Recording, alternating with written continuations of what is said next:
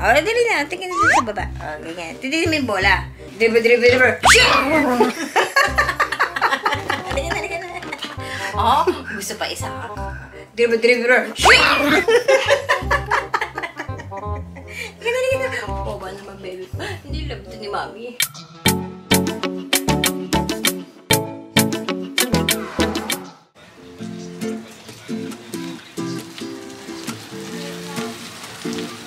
Bye-bye. Sakay kayo daw. Sakay ako. Iyaya pa tayo. Kaya walang kasama si Tob dito. Saan lang sasakay? Ang sikip. Puro karton. Eh, kasi baka ano yun. Saan ba tayo pupunta, Bunso? Sa school? Ang lamig na, Mami. Oh, amihan na.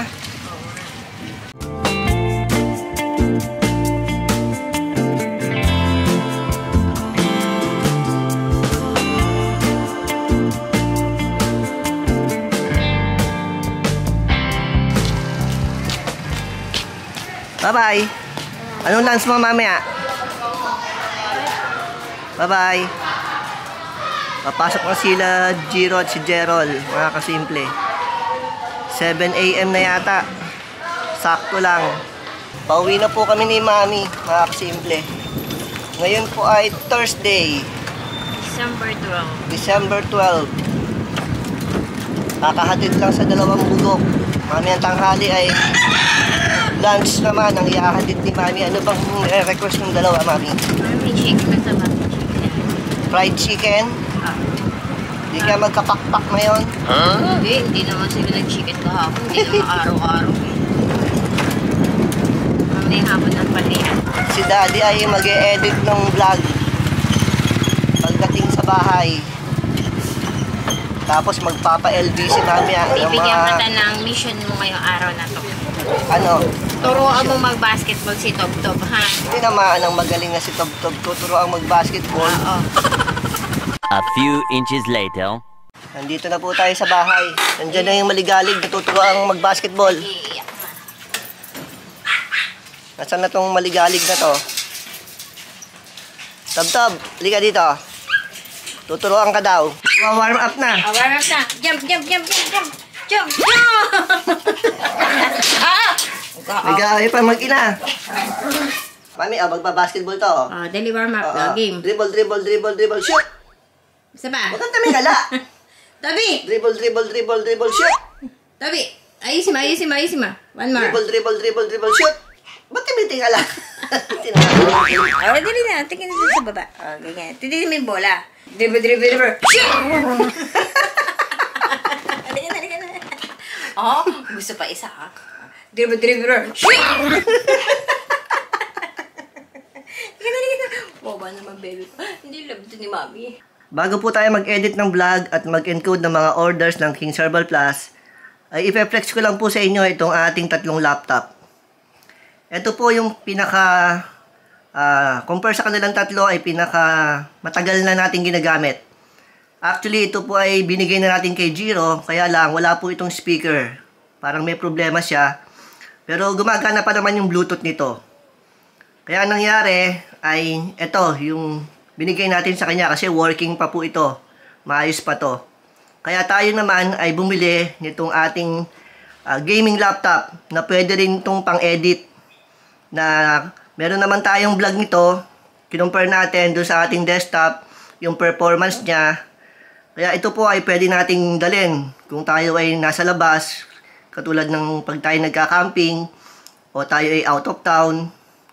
Tapos kailangan natin mag-edit ng vlog at gawin pa yung ibang kailangan natin gawin. Yan po ang ating tatlong laptop, mga kasimple, na ginagamit ngayon.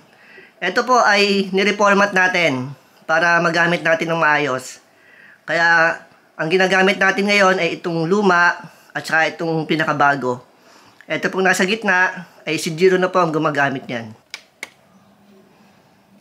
On na po natin ang ating desktop computer para makapagsimula na po tayo ng ating mga gagawin ngayong araw.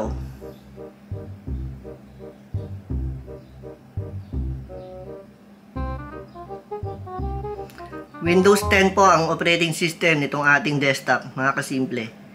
Doon sa ating mga naunang vlog ay pinakita naman natin yung specs nito.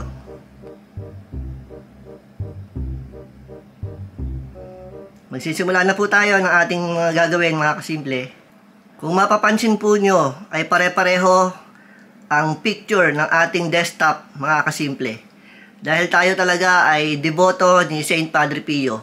Yan pong simbahan na yan o yung chapel, yan po yung ating pinupuntahan lagi pag tayo ay napapasyal sa may bandang C5 sa Bagong Bayan, Quezon City.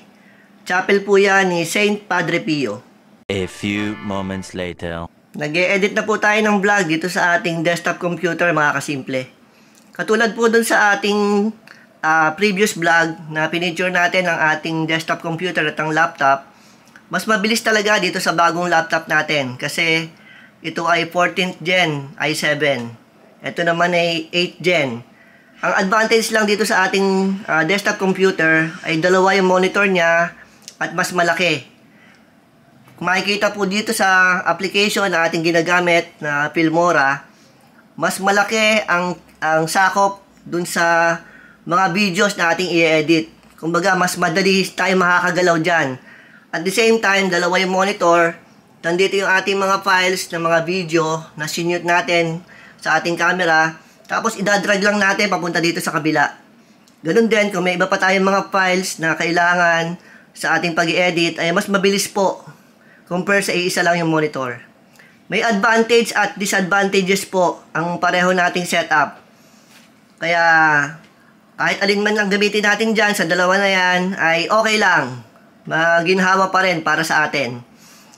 Kung minsan gusto natin dito kahit nasa bahay, lalo na po pag nasa labas, mas maganda na dito tayo mag-edit sa ating laptop.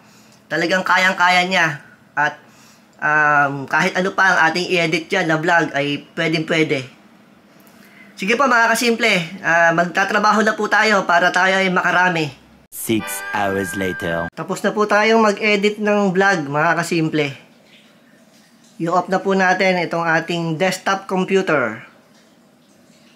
A little later. Magpapa-LBC po tayo ng mga orders ng King Herbal Plus, mga kasimple. Binubuhat ni Jiro yung ating ipapadala. Meron na diyang naunang naipak si Mami. Eto. 8 bottles po yan. Tapos ito, may pinapak pa dun si Mami sa loob. Meron pang humabol na 4 na bottles King Herbal Plus para sabay-sabay na. Yan na po yung pahabol na 4 na ipak na ng ating Mami. Lalagay lang natin dyan. Kasyang-kasya sa e-bike ni Mami na si puti. Yan o. Kahit ilang kahon pa, kasyang-kasya na Mami. Dadali na po natin sa LBC itong mga ipapaship, mga kasimple. Open the key! O, ano yan, may remote yan. Antayin mo lang. Wala, Isa. lobat. Lobat ba? Hindi mo pinalitan ng battery. Lobat pala yung remote nito. Susunod, bilang mo ng baterya to para pipindutin na lang. Ongoing pa rin po ang promo ng King Herbal Plus ngayon, mga kasimple. Pwede pa po kayo maka-avail. Ito po yung detalye. Pwede po nyo kaming tawagan sa aming mga cellphone numbers. Pwede po kayo mag-inquire dyan o umorder. Kaya avail na po habang meron pa tayong stock, mga kasimple. 3:10 PM, mga kasimple. Nandito na po tayo sa LBC. Kumusta kaya ang parking? Pag ganitong oras kasi, pahirapan ng parking dito. Mukhang marami Saan tayo? Dito na lang. Naka-pusli yung ano mo, likod. Oh, yung pang bayad sa city. Alanganin kasi yung parking dito Kaya dapat may maiwan. Pauwi na po tayo, mga kasimple. Antayin na lang natin si Mami dito. Mag-U-turn lang siya dyan sa dulo.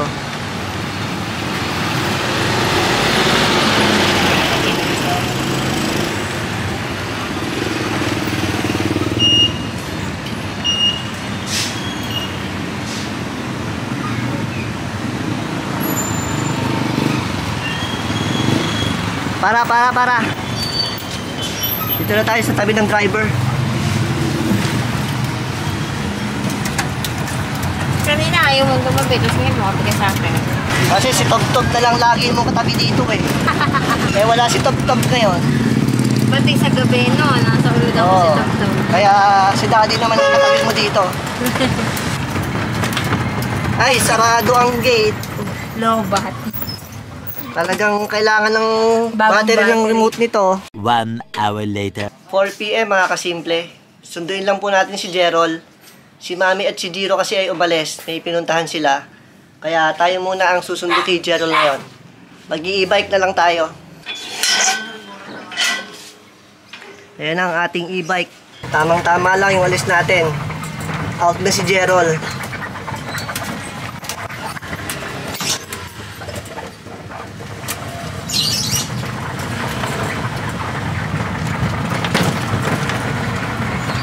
Andito na po tayo mga kasimple. Iwan muna natin yung e-bike dyan. Maayos naman yung ating pagkakapark. Tapos sunduin natin si Gerald. Dito tayo sa gate 2 dadaan. Dito sa may likod. Diyan lang po yung room nila Gerald. Ayan na si Bunso. Tapos na siyang mag-tutor. Dala na natin yung bag ni Gerald. Ayan si Bunso. Ayun. Pabalik na tayo sa e-bike.